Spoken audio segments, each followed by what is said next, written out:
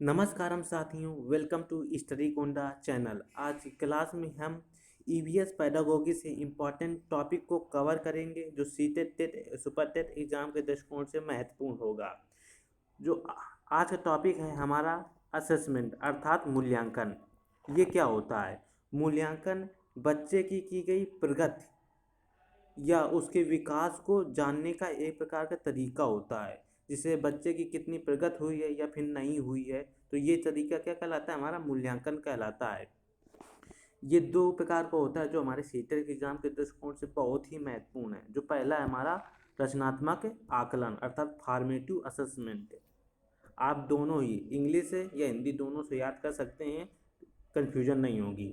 तो जो हमारा फॉर्मेटिव असेसमेंट होता है, ये क्लास जब टीचर पढ़ाता है तो उस समय किया जाता है। कैसे? जब टीचर पढ़ाता है, किसी कॉन्सेप्ट को उसने बताया, तो हमने या टीचर ने क्वेश्चन किया। उस क्वेश्चन में उस टीचर ने ये देखा कि बच्चे को कहाँ तक कोई चीज़ समझ में आई है या फिर नहीं, तो उसने ये जो मूल्यांकन किया क्लास के दौरान, यही हमारा होता है फॉर्मेटिव असेसमेंट। और इसमें जो बेस्ट तरीका होता है ओपन इंडेड क्वेश्चन। उसी से रिलेटेड कोई कॉन्सेप्ट है, हमने कोई ओपन इंडेड क्वेश्चन क्या होते हैं पहले ये देख लिए। जो ओपन इंडेड क्वेश्चन होते हैं जिनके उत्तर एक नहीं बल्कि एक से अधिक हों, ये ओपन इंडेड क्वेश्चन होते हैं। जैसे हमको मान लीजिए 24 चाहिए, तो 24 हम बताओ हम कई प्रकार से 24 पा सकते हैं। 12 × 2 करेंगे तब भी हमारा 24 आ जाएगा, या 6 × 4 करेंगे तब भी हमारा 24 आ जाएगा। तो ऐसे क्वेश्चन, इस टाइप क्वेश्चन जो होते हैं ओपन इंडेड क्वेश्चन होते हैं। और टीचर इस समय ऑब्जर्वेशन प्रोजेक्ट कर सकता है, अर्थात किसी चीज़ को बनाकर बच्चे उसमें देखेंगे बिल्कुल रियल मूर्त एकदम तरीके से। तो ये भी एक रचनात्मक आकलन का एक अच्छा तरीका होता है। या फिर उसी टॉपिक से रिलेटेड टीचर ने क्या कर दिया, उसी टॉपिक को पढ़ाया और बच्चे से फिर क्लास डिस्कशन करवा दिया। ये भी रचनात्मक आकलन का सबसे अच्छा तरीका होता है। तो रचनात्मक आकलन फॉर्मेटिव असेसमेंट क्लास के दौरान किया जाता है, जो कि एन ई पी 2020 भी इसी को बढ़ावा देती है। रचनात्मक मूल्यांकन को हर एक क्लास में बढ़ावा देती है कि रचनात्मक आकलन अधिक से अधिक किया जाए। अगला इसका पार्ट देख लेते हैं, दूसरा पार्ट जो कि वो भी इम्पोर्टेंट है। मूल्यांकन का दूसरा पार्ट है भाग है योगात्मक आकलन। योगात्मक आकलन जो होता है ये साल के अंत में किया जाता है। साल के अंत में जो NEP 2020 है योगात्मक आकलन को इतना महत्व नहीं देती, इसलिए NEP 2020 हमेशा कहती है कि जो आकलन है वो फॉर्मेटिव से समेटिव किया जाए, अर्थात क्लास में भी बच्चों का आकलन किया जाए और उसके लास्ट के अंत में भी बच्चों का आकलन किया जाए। मात्र साल के अंत में बच्चों का आकलन करना उचित नहीं है, ये NEP 2020 कहती है। तो हमारा जो असेसमेंट होता है सबसे अच्छा तरीका होता है फॉर्मेटिव से समेटिव आकलन अकॉर्डिंग टू NEP 2020। अब असेसमेंट के अर्थात मूल्यांकन की कुछ अन्य भी विधियाँ होती हैं जो कि हमारे एग्जाम में बहुत ही महत्वपूर्ण होती हैं, जैसे कि असेसमेंट फॉर लर्निंग। ये भी एक बहुत ही अच्छा तरीका होता है असेसमेंट करने का। और असेसमेंट ऑफ लर्निंग और असेसमेंट एज लर्निंग, सीखने के लिए मूल्यांकन, सीखने का मूल्यांकन और सीखने के रूप में मूल्यांकन सीटेट के एग्जाम में बहुत ही पूछे जाते हैं और इनको मैं आज बहुत ही क्लियरली आपको बताऊंगा। जो असेसमेंट फॉर लर्निंग होता है, असेसमेंट फॉर लर्निंग ये क्या होता है? फॉर्मेटिव असेसमेंट होता है।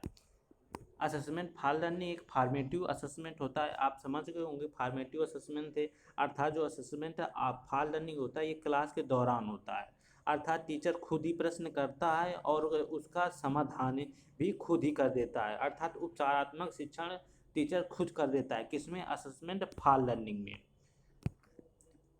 इसको याद करने की ट्रिक ये रहेगी, जैसे कि असेसमेंट फॉर लर्निंग अर्थात आप सीखने के लिए किसी चीज़ का क्या कर रहे हैं? आकलन कर रहे हैं।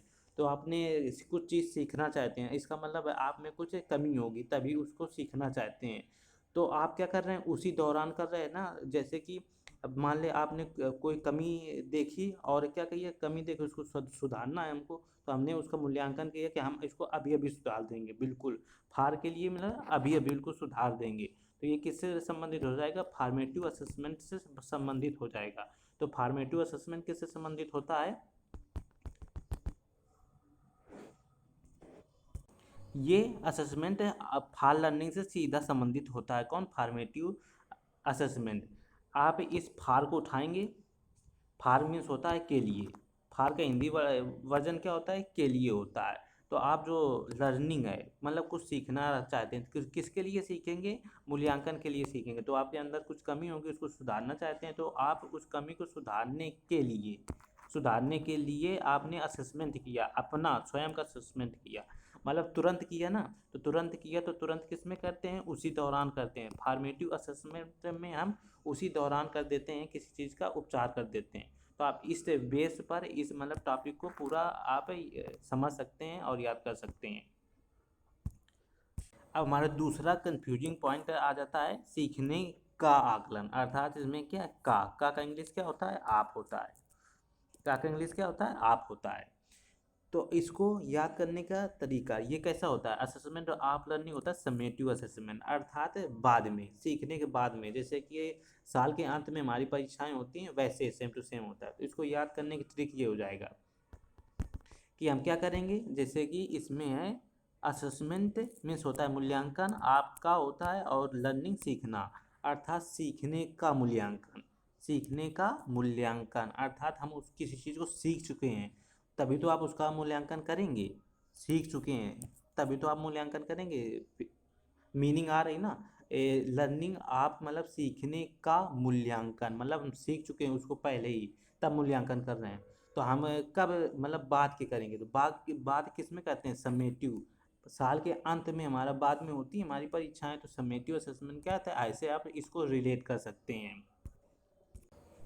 अगला हमारा असेसमेंट आ जाता है assessment as learning. As learning का मतलब ये कैसा होता है? सेल्फ असेसमेंट होता है, अर्थात बच्चे इसमें स्वयं अपना असेसमेंट अर्थात मूल्यांकन कर लेते हैं।